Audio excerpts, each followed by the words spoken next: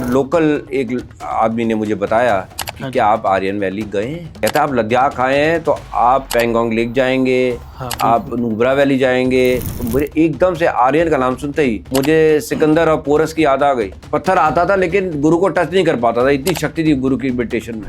आज वो जमाना है, जो दिखता है वो होता नहीं है, जो होता है वो दिखता नहीं है। जी।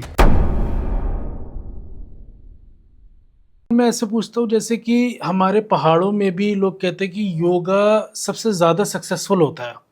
लोग ऋषिकेश के बारे में बात करूँ तो योग नगरी बुलाया जाता है उसको। मतलब कुछ शहर हमारे ऐसे हैं जो बोले जाते हैं स्पेशली योगा यहाँ पे बहुत पावरफुल है।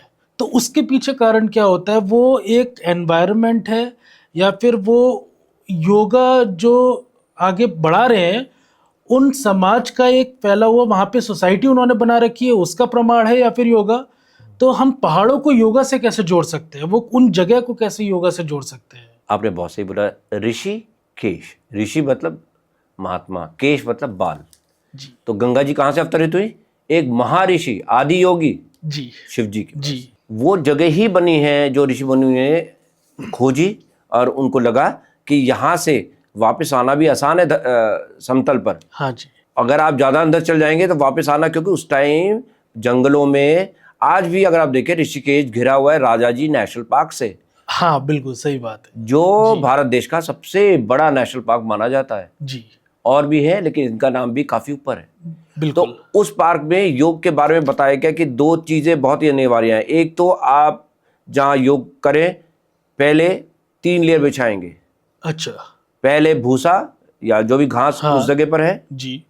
उस पहले सफाई करेंगे, फिर उस पर भूसा बिछाएंगे, फिर उस पर मृग की छाल, उस समय अच्छा। मृग की छाल नीचे बिठाई जाती थी जी। जिसमें आपको सर्दी का पहाड़ों में बहुत ज़्यादा शीतल की हवा चलती है, उसका कोई भी आपको नुकसान ना हो। उसके बाद आपके चारों ओर कोई पहाड़ नहीं होना चाहिए। अच्छा। कहीं ऐसा ना हो कि आपने आंख बंद करी, ऊपर से पत्थर गिरा और आप गए। अच्छा जी बिल्कुल। अब आपके पास गंगा नदी भी नहीं होनी चाहिए, कहीं उसकी कलकल धारा बहती आपको विघ्न पैदा करे, वृत्तियां पैदा करने लगे। अच्छा जी। तो क्या हुआ? पीस। बस आप ही आप। तो आप कौन है? आपके अंदर आत्मा है। आत्मा कौन है? भगवान। भगवान, नेचर, बिल्कुल। तो अब आपने ऋषिकेश का नाम लिया। हाँ जी। तो ऋषिकेश को योगा की कैपिटल क्यों कहा जाता है? क्योंकि वहां माँ गंगा है और वहां का वातावरण, वहां की जड़ी बूटियां आपके जीवन को जीवन दान देती हैं। जी। कई मरीज जो हैं जिनको ट्यूबरक्लोसिस है, थोड़ी हाइट पर जाके वो भी हीलिंग कर सकते हैं। नैनीताल में तो हॉस्पिटल बना हुआ है जहां ट्यूबरक्लोसिस का इलाज होता है। अच्छा जी। और वो लेक के ऊपर जाएंगे तो आप देखेंगे वहां पर रामसे हॉस्पिटल है। हाँ नैनीताल में वहां पर आज भी ट्यूबरक्लोसिस का, टीबी का इलाज होता है। मतलब फेफड़े गए, श्वास गई तो हम गए इंसान। बिल्कुल जी। ये बहुत अच्छी बात है कि मतलब उस जमाने में भी, काफ़ी पुराने टाइम पे भी लोगों ने जो शोध संस्थान थे वो भी वहाँ पे खोले, योगा से जुड़े हुए भी ऋषिकेश में काफ़ी बनाए और लोगों को बेनिफिट किया आगे बताने के लिए, फैलाने के लिए योगा के बारे में। और भी बहुत सारी चीज़ें थी कि इसीलिए आदमी पहाड़ों पे जाता है थोड़ा मेंटल पीस के लिए और उससे कुछ ना कुछ सीखने को मिलता है।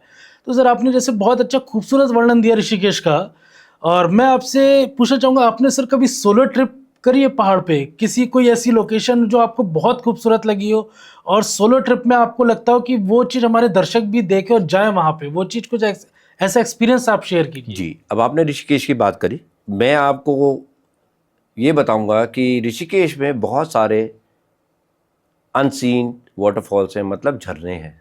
हाँ जी। उन झरनों के नीचे लोग जाके स्नान कर सकते हैं। हाँ। लेकिन मैं कभी भी आपको एडवाइस नहीं करूंगा कि राजा जी नेशनल पार्क के अंदर आप जाएं। वो जगह तो दुनिया जहां स्वर्ग लोक के बराबर की सुंदर होती हैं जी। लेकिन वहां पर भालू, हाँ, वहां पर तेंदुए बिल्कुल अगर आ गए तो वाइल्ड आपका लाइफ क्या होगा? जी। और आपके साथ में पूरा प्रशासन जो है वो परेशान हो जाएगा अगर एक को भी कोई चोट लगती है या कोई। क्योंकि ये जो ऋषि मुनि है उन्हीं को पता है कि ये जानवर जो है उनको कैसे कंट्रोल करना है, क्योंकि पहले दिन से सिक्योरिटी थी नहीं। हाँ जी। पहले तो जंगल ही था जी। जब मुगल आए तब जो नीचे के लोग कहाँ भागे? हिमालय में।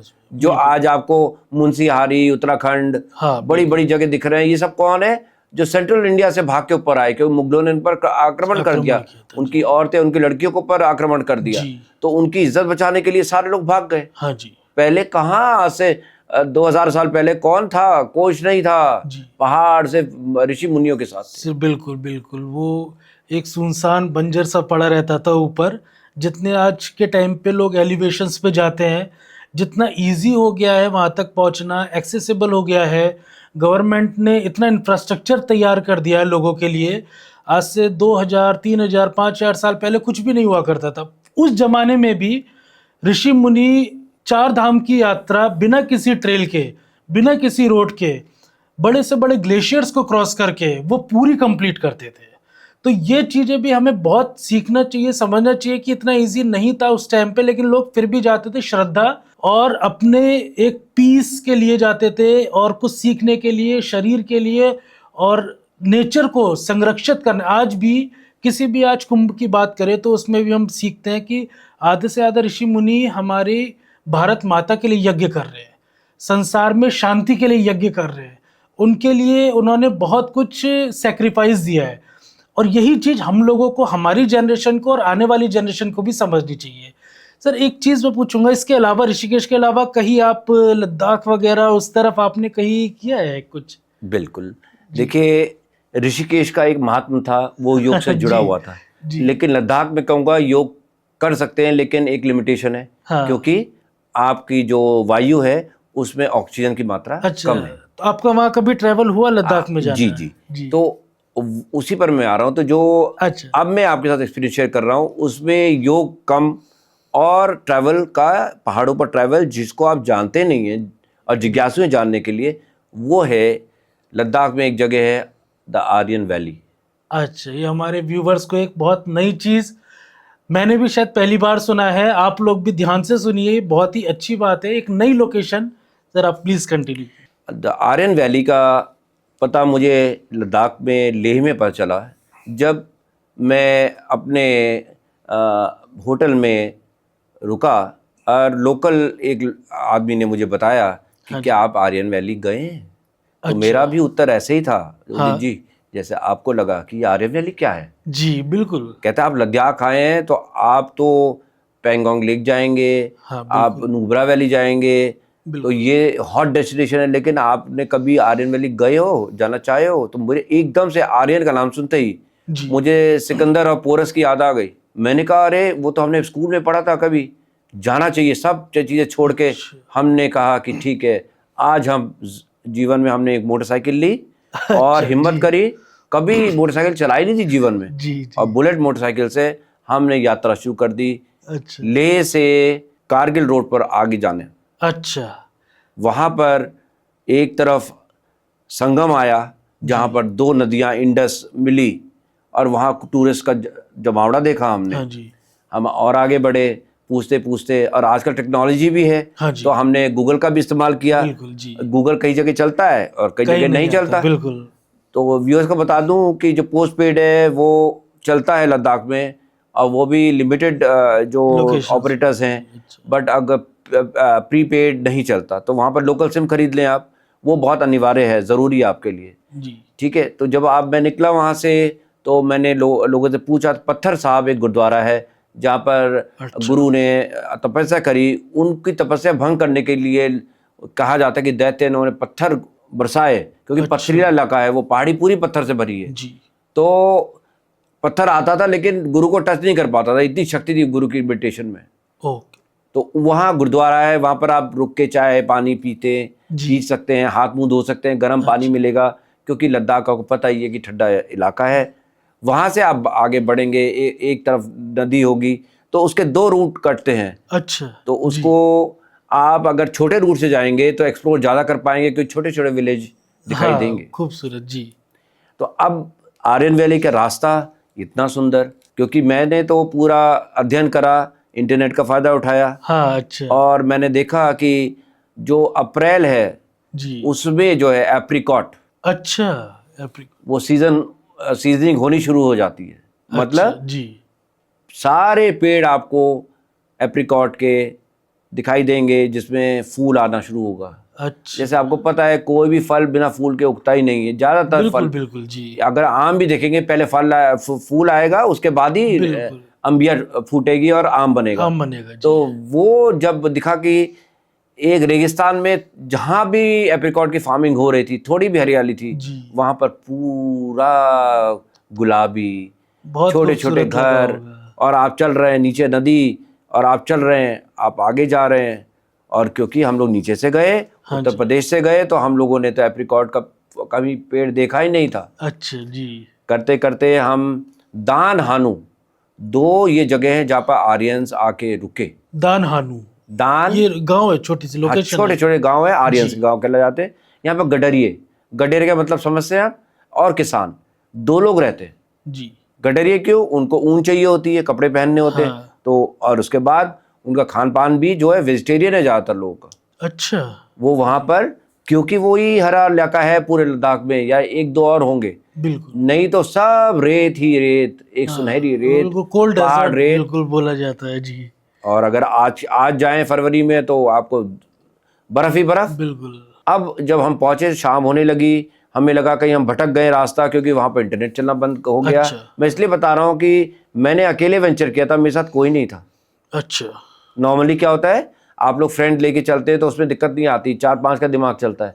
बट जब आप अकेले चलते हो, फिर आप हो और आपका अध्ययन है कि आप कैसे उस जगह पर पहुंचो। पहुंच सकते हैं, बिल्कुल सही बात, तो वहां पहुंचे, बहुत शाम हुई। वहां भगवान की दुआ से मैं पूछा था, कोई दिख गया एक लोकल आदमी, उससे पूछा तो मैं वहीं पहुंच चुका था गांव के पास। लेकिन वो अगर ना होता तो शायद मैं रात को क्या होता मेरा मुझे पता नहीं था। जी, मैं उतरते ही मैंने पहले काम किया कि एक बनता हुआ गेस्ट हाउस था, रेनोवेट अच्छा, हो रहा था, क्योंकि सीज़न आने वाला था। अप्रैल हाँ, में सीज़न वहाँ शुरू होता है। जी, और जैसे मैंने बताया, मैं 30 मार्च को वहाँ था, अच्छा, ओके, क्योंकि मैंने प्लानिंग करी हुई थी। तो उन्होंने मुझे रुकने के लिए जगह दी, हाँ, खाना पीना भी दिया, और अच्छा, मैंने अपना उनको बताया कि ऐसा आया हूँ। तो बहुत अच्छे लोग थे। अच्छा, हाँ जी, पैसे तो वो ले ही नहीं रहे थे मेरे से। हाँ, जब मैंने बताया कि मैं योगा सिखाता हूँ और आप भी करना चाहेंगे, तो उन्होंने भी सीखा मेरे से 2-3 आसन। और उनको भी बीमारियां, तो देखिए बिल्कुल, बीमारी तो बिल्कुल, हर जगह रहती है। बिल्कुल, बिल्कुल, जी, जहाँ जी, कुछ नहीं होता तो दिमाग की बीमारी होती है, कि जब आप गलत सोचने लगते हो। जी, जी। वैसे वो लोग बहुत खुश होते हैं जब सेक्लूडेड प्लेसेस होते हैं जी